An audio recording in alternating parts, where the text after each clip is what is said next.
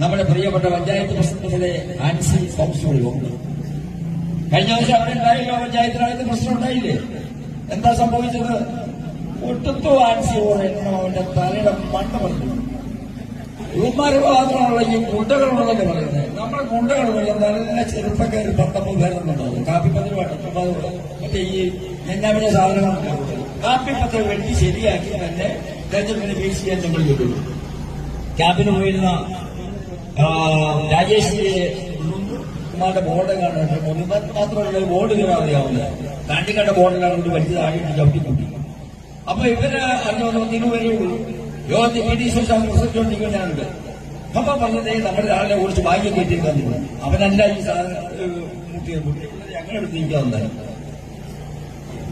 അപ്പൊ നമ്മളെ അവിടെ ഒരു വിശുദ്ധ താരമുണ്ട്, ബിസി എന്ന് പറയുന്ന ഒരു സായിപ്പിന്റെ മോള്. മനസ്സിലായില്ലേ? അവർ തെറി പറഞ്ഞു നിൽക്കുകയാണ്. രാജേഷിന് പറഞ്ഞു അടുത്ത് നിന്ന് കഴിഞ്ഞാൽ അന്നൊരു ബ്ലൗസ് കിട്ടണം. രാജേഷ് ആദിവാസിയാണ്. പിന്നെ വകുപ്പിന്റെ അവിടെ നമുക്കറിയാൻ ചെയ്യുന്നത്